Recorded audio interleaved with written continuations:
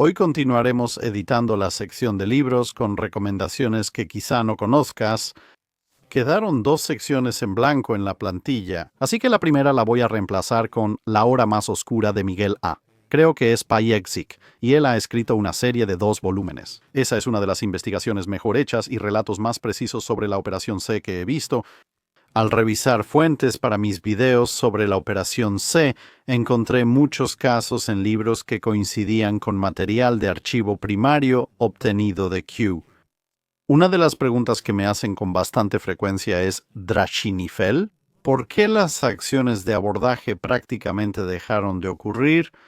En cuanto a enfrentamientos entre dos buques militares durante el siglo XIX y entrando al siglo XX casi no ocurren.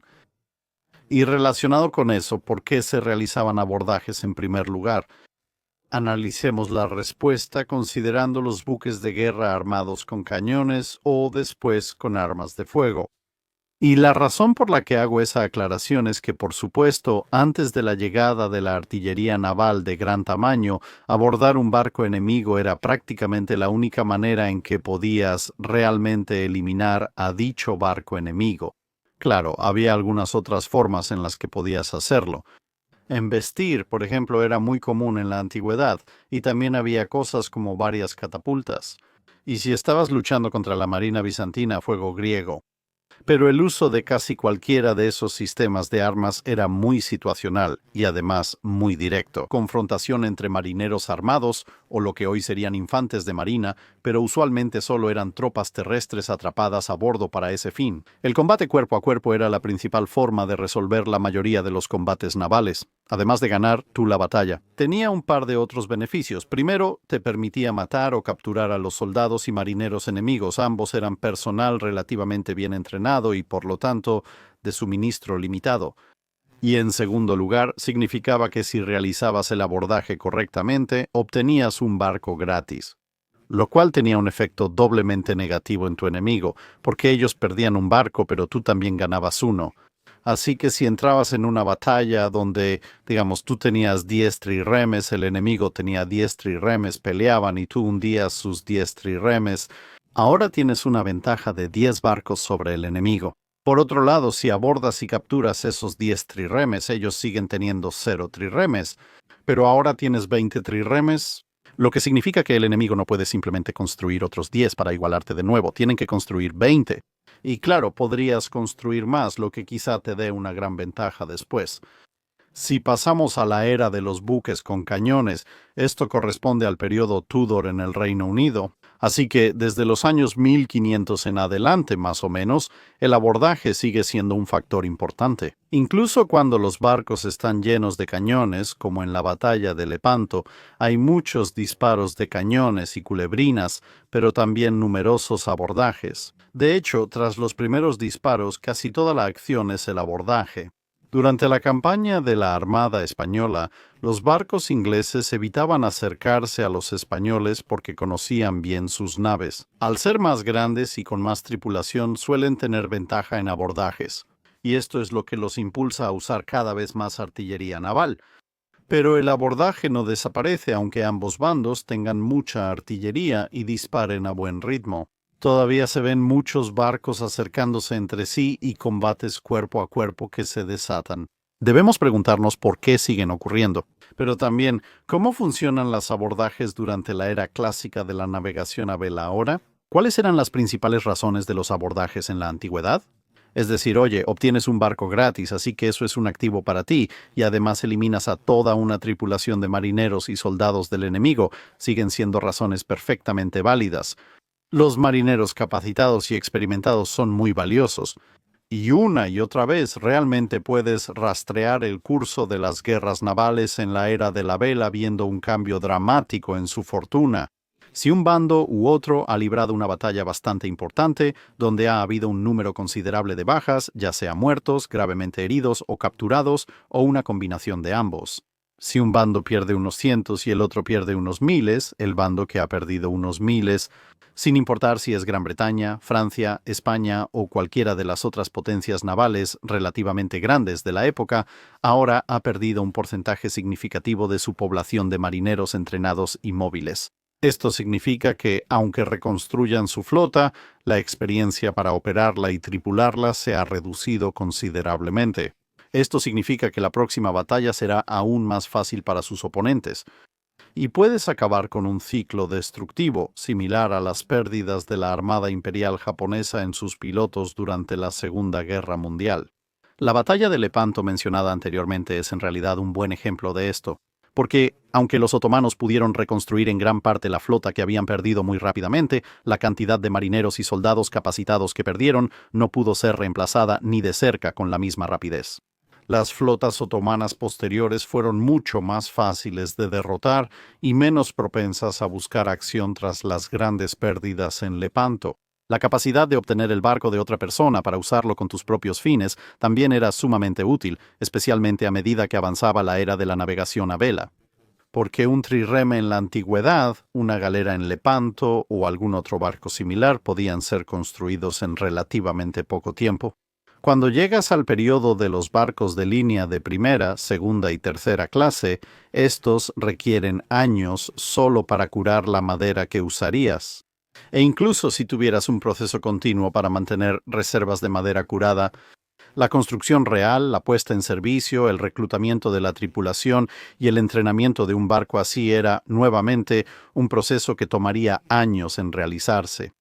Por eso, reemplazar los buques capitales perdidos era mucho más difícil, tanto en gasto como en tiempo. Y cada buque capital que capturabas y sumabas a tu flota, aunque requiriera reparaciones, significaba un gran ahorro de costos y tiempo.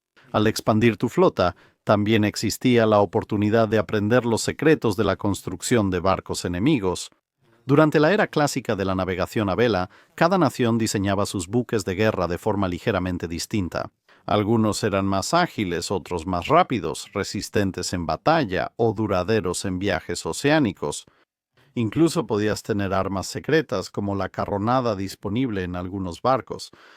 Y esos son solo factores generales al capturar buques de guerra.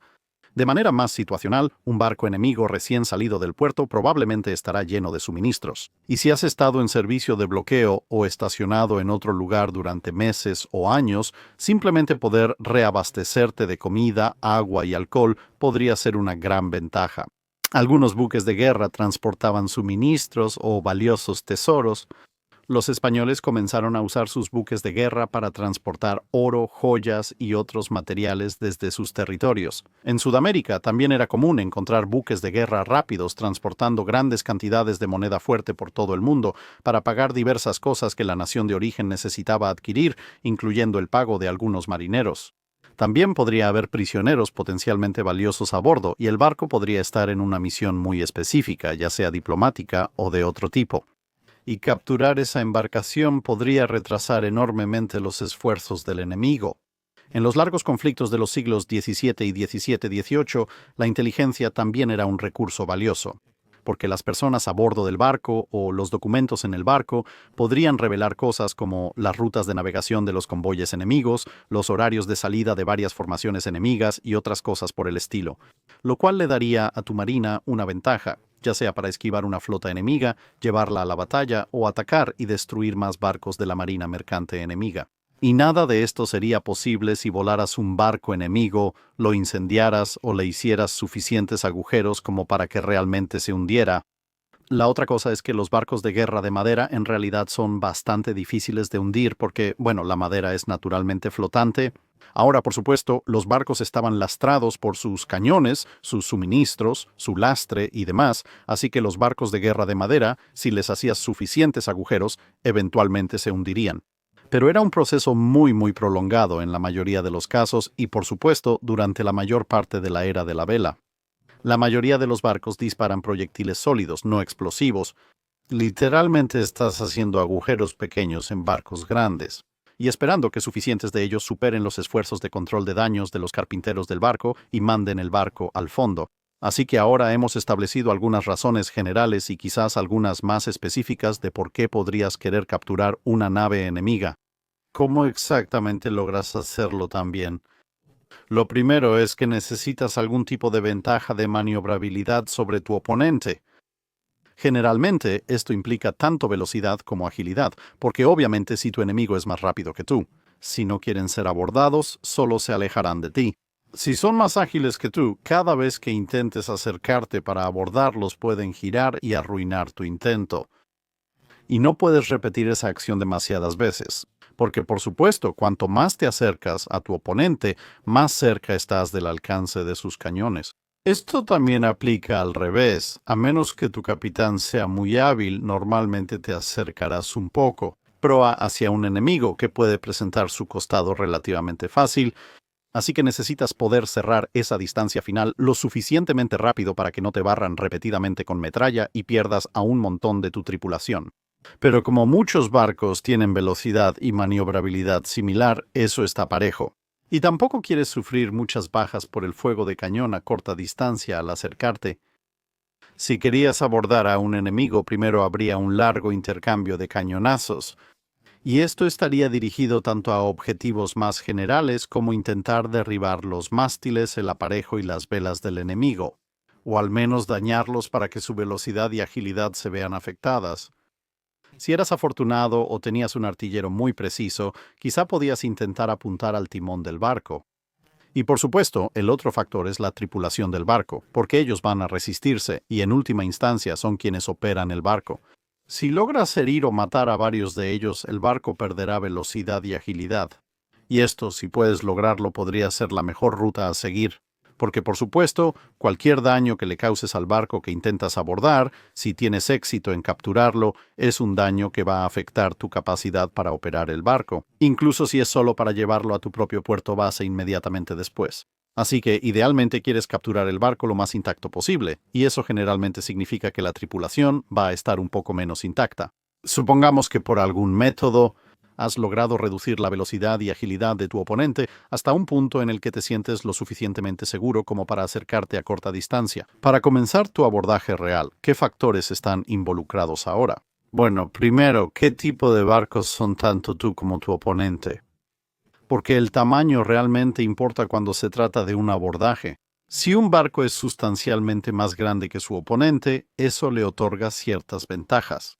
Primero, alguien que aborda desde una embarcación más pequeña va a tener que trepar por los costados de la nave enemiga. Esto facilita mucho la defensa, como si pelearas desde un castillo de madera. Por el contrario, los atacantes lo tienen más difícil, especialmente si la embarcación atacante es más grande. Tienen ventaja de altura para lanzar objetos y disparar contra la tripulación antes de descender y abordar. Eso sería una ventaja para ellos. También considera que si el barco enemigo es mucho más alto, podría tener otra cubierta de cañones. Un barco de tercera clase intentando abordar uno de primera o uno de quinta o sexta clase intentando abordar uno de tercera o algo similar. Entonces podrías estar abordando o parado justo frente a la hilera superior de cañones del barco enemigo. ¿Quién cargará metralla y barrerá la cubierta? Por otro lado, si eres el atacante, puedes barrer la cubierta de la tripulación enemiga justo antes de lanzar tu ataque. Y, naturalmente, la mayoría de las veces entre buques de guerra, el barco más grande tendrá más tripulación, lo que significa más hombres en una cubierta más grande. Así que como atacante ahora tienes la ventaja de decir, oye, podemos lanzarles más hombres de los que ellos pueden lanzarnos a nosotros. Por lo tanto, eso supera en parte la ventaja del defensor, y para el defensor, si tienes más hombres y el grupo atacante enemigo es relativamente pequeño, bueno, hay una buena probabilidad de que logres rechazarlos. Y hay un factor adicional que está incluido en esto, que es, por supuesto, si eres el atacante. A menos que estés hablando de circunstancias muy excepcionales, no puedes comprometer a toda tu tripulación o incluso a una buena parte de tu tripulación en la acción de abordaje. Probablemente aún necesitarás hombres en los cañones, incluso si retiras a algunos de ellos. Aún necesitas a alguien que mande el barco y personas para controlarlo, como hombres en las velas y demás. Si la rueda del timón se destruye o pierdes al timonel, necesitas un grupo de defensa, porque ha habido ocasiones durante la historia en que un grupo de abordaje se ha ido, pero dejaron su propio barco tan poco tripulado que un grupo de contraataque enemigo realmente pudo apoderarse del barco atacante.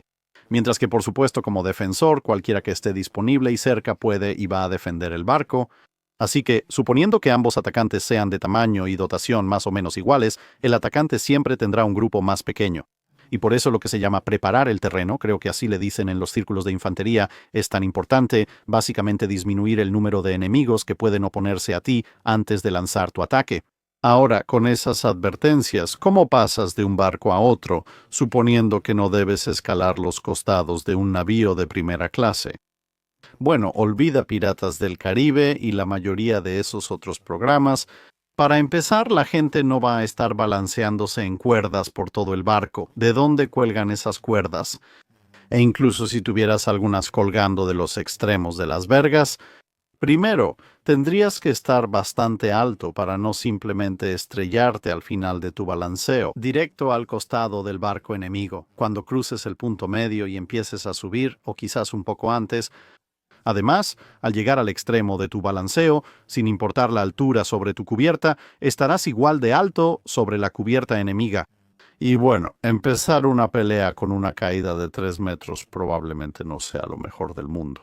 Además, tu trayectoria será predecible, así que cualquier defensor pensará, está haciendo eso, ¿verdad? Tengo un par de segundos para apuntar una pica de abordaje justo donde realmente no quieres una. Y en tercer lugar, como dijimos, es probable que el enemigo tenga tantos hombres, posiblemente más que tú, en defensa. En ese momento, cruzar solo o en pequeños grupos es simplemente una manera fácil de ser derribado. Y, siendo honesto, aunque reduzcas la tripulación enemiga a menos que la tuya, 1 o 2 personas pueden ser superadas fácilmente. Otro problema es la curvatura de los barcos.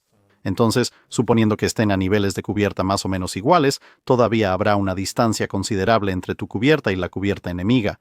El punto más ancho de tu barco estará más abajo, en las cubiertas de los cañones, así que tendrás que ver cómo cruzar eso ahora. Esto puede hacerse de varias formas, como saltar por tablones.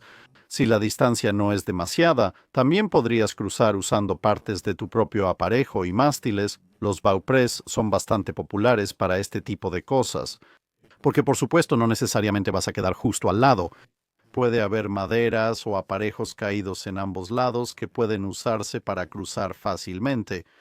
Así que tu grupo de abordaje normalmente estaría bastante concentrado, identificarías un punto donde quieres abordar el barco enemigo y todos se abalanzarían hacia ahí. Esto mantiene a tu grupo de abordaje organizado y unido, lo que A favorece la cohesión, B permite defenderse juntos y C obliga al enemigo a cubrir todas partes.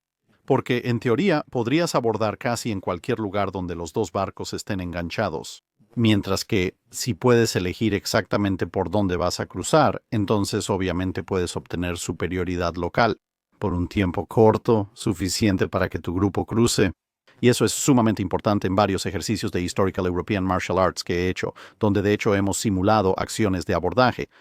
Si tienes una tripulación más o menos igual en ambos bandos o incluso una ligera desventaja para el defensor. De hecho, es casi insultantemente fácil acorralar y derrotar a un grupo de abordaje cuando sabes de dónde vienen. Los defensores solo deben formar un círculo con picas, mosquetes con bayoneta o ambos. Además, algunas armas de fuego y tu grupo de abordaje cruza siendo derrotados 1 por 1. Cruzan 3 o 4 personas y son atacadas por 15 o 20. Puede que eliminen a un defensor, pero los siguientes 5 quizá eliminen a otro y también sean eliminados, repitiéndose el proceso. La única forma de superar ese embotellamiento es lanzarse en masa y aceptar muchas bajas. E incluso entonces solo has roto ese anillo defensivo inicial, o, como dije, ir a otro lugar, o nivelar ese grupo defensivo concentrado con, no sé, quizá un cañón de 12 libras con metralla o algo similar. Supongamos que lograste llevar un grupo de abordaje a la cubierta enemiga y que los rivales están desorganizados o en menor número, lo suficiente para que ganes el cuerpo a cuerpo. Y esto puede ser algo que va de un lado a otro varias veces porque vas a tener hombres en las cofas de combate en ambos barcos. Así que podrían estar lanzando granadas, disparando con mosquetes, todo tipo de cosas. Pero al final, debido a la tasa de disparo relativamente baja de esas armas, pueden estorbar. Pero en una acción de abordaje realmente feroz, esas armas por sí solas no pueden cambiar el rumbo. Pero en las cubiertas superiores del barco, donde estás peleando al aire libre, el enemigo puede potencialmente llamar refuerzos desde abajo, en sus cubiertas de cañones, si tienen suficiente tiempo. Así que tienes un par de puntos clave que quieres intentar controlar, y cuáles eliges primero va a depender en gran medida de por dónde entraste al barco. Así que el timón del barco es un punto muy vital para tomar el control, porque por supuesto ahí es donde está el timonel, ahí es desde donde se dirige el barco. Así que potencialmente en una acción de abordaje, si un grupo de abordaje sube a un barco enemigo, el barco enemigo, si todavía tiene el control de su nave, podría desviarse. Y eso significaría que tu pequeño grupo de abordaje ahora está aislado y puede ser derrotado por los defensores sin ninguna esperanza de refuerzos del otro lado. Así que toma el control del timón del barco si es posible. Ahora, por supuesto, todavía puedes dirigir el barco desde posiciones más bajas dentro de la nave. Para hacerlo necesitas órdenes que provienen de los oficiales, quienes están arriba. Tomar el control del timón debería inutilizar la maniobrabilidad del barco a corto plazo. Luego, debido a la posibilidad de refuerzos, quieres intentar tomar el control de tantas escotillas como puedas, porque las escotillas que siguen en manos del defensor les dan refuerzos. Las escotillas que controlas básicamente cortan el suministro de refuerzos, porque todos entienden bastante bien que si intentas subir una escalera, tienes que mirar hacia arriba para ver a dónde vas. Un par de personas en la cima de esa escalera con picas, espadas, hachas, mosquetes o pistolas, no podrás subir. Y realmente no importa si te lanzas hacia arriba porque es un punto de estrangulamiento muy estrecho, es muy fácil de dominar. Y cualquiera que sea asesinado o herido en la primera oleada va a bloquear el paso para todos los demás. Y lo último de las tres cosas principales que hay que tomar el control es la toldilla o cubierta de popa del barco, porque ahí es donde ondea el estandarte principal del barco, o bandera, como quieras llamarlo, básicamente los colores del barco. Y la tradición en esa época es que si arrías tus colores, es decir, si bajas tus colores, te has rendido ahora. Aquí los oficiales no siempre están en la cubierta de popa o mando, pero suelen alojarse debajo de ella. Por eso pueden estar en el área general. Puedes hacerlo de forma sigilosa u honorable. Lo honorable es acorralar a los oficiales en la parte trasera de su propio barco. No tienen a dónde correr y les pides que se rindan porque la alternativa es que mueran. Normalmente en ese punto se rinden, a menos que haya un contingente muy grande de sus amigos viniendo desde otra parte del barco. Y entonces bajarán sus banderas, y obviamente las banderas son visibles prácticamente desde cualquier lugar de la cubierta superior, así que cuando los hombres ven que las banderas han sido bajadas y con suerte la gente gritando que se han rendido, dejarán de pelear. Genial. La forma sigilosa que se hacía de vez en cuando sería simplemente tomar el control de la cubierta de popa o la toldilla, dependiendo de cuál tenga el barco. Y sin importar si los oficiales enemigos están ahí o no, tú mismo bajas las banderas enemigas. Porque si haces eso en medio de la confusión de la pelea, hay una buena posibilidad de que el resto de la tripulación del barco defensor no se dé cuenta de que fuiste tú quien lo hizo, en lugar de pensar que fue alguien de su propio bando. Y entonces podrían concluir que ha habido una rendición, y una vez que al menos se hayan rendido inicialmente, ahora tienes la ventaja. Y puedes hacer que el hecho de que intenten retractarse de la rendición sea muy problemático. Así que podrías conseguir una rendición real fingiendo una rendición ahora, por supuesto. También puedes obtener una rendición real acorralando a los oficiales enemigos en algún otro lugar de las cubiertas superiores. Eso puede ser más difícil porque primero debes encontrarlos y acorralarlos. Y segundo, es mucho más difícil comunicarle al resto de la tripulación enemiga que se han rendido solo gritando. Ahora la proa y la popa son puntos de referencia naturales. Puedes atrincherarte ahí y cosas así, y el enemigo bien podría retirarse a ese lugar. A menudo es ahí donde se hacen muchas últimas resistencias o donde el enemigo queda acorralado. Así, el abordaje podría acabar en una rendición negociada en vez de matar a todos en la cubierta superior. El objetivo principal era tomar las cubiertas superiores en vez de bajar y pelear en las de cañones, donde van a haber aún más tripulación y definitivamente vas a estar en desventaja numérica. Simplemente no necesitas ir a ningún otro lugar que no sean las cubiertas superiores, porque en un barco de la era de la vela, los medios de mando, tanto en términos de los oficiales como del timón, el principal medio para dirigir, y los medios de propulsión, las velas, los mástiles, el aparejo, etc. Todos están en la cubierta superior o arriba, así que al tomar esa cubierta controlas el barco. Sí, la tripulación de artillería podría, en teoría, seguir disparando, pero puedes simplemente girar el barco de manera que no puedan apuntar sus cañones hacia tu barco. Y como tienes ventaja de altura, si la tripulación de abajo resiste, tienes opciones que ellos no pueden contrarrestar, como lanzar granadas por escotillas, o en uno o dos casos, personas simplemente desmontando varios cañones de la cubierta superior cargados con munición antipersonal y apuntándolos hacia las escotillas. Realmente no hay mucho que la tripulación bajo cubierta pueda hacer.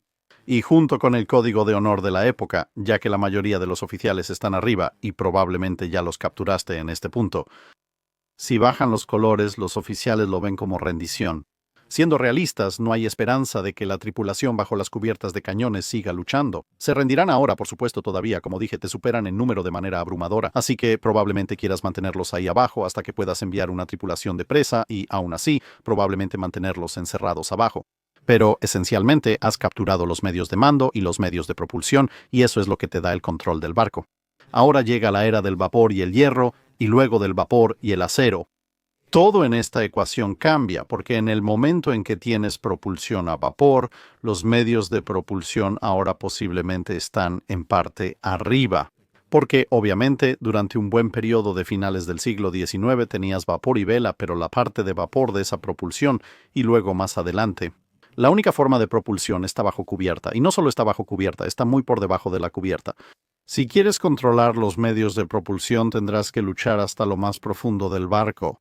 Como dijimos, ni en la época de navegación a vela lo lograrías, pues serías superado en número al intentarlo. El enemigo puede preparar y reforzar muchas barricadas defensivas. Al llegar a la era del hierro y el acero, puedes tener mamparos y escotillas reforzadas y blindadas, entre otras cosas.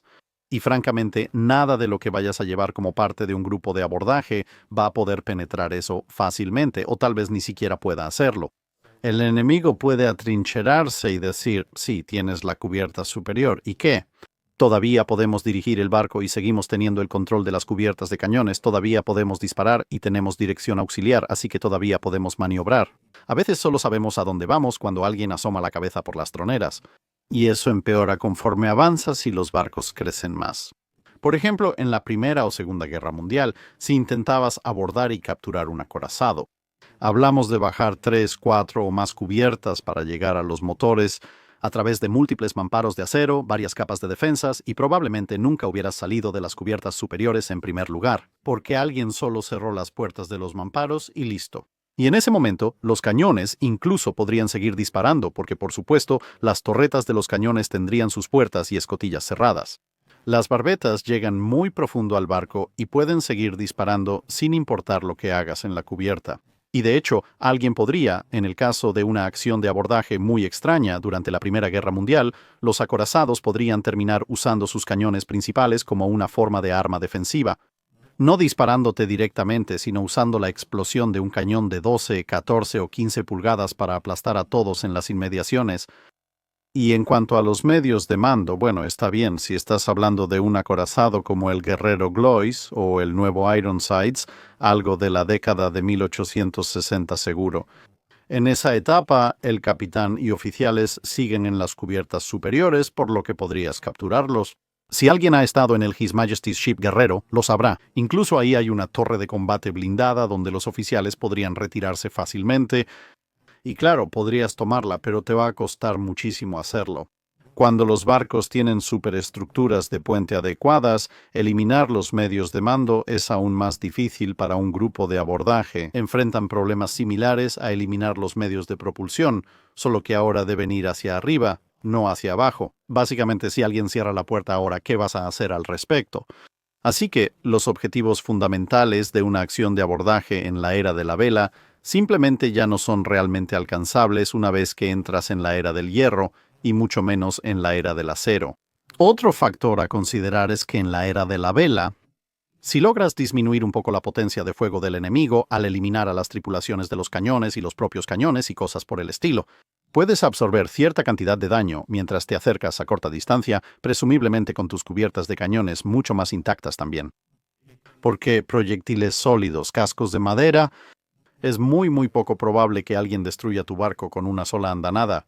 especialmente si estás maniobrando con cuidado y tal vez suprimiendo a sus artilleros con los tuyos.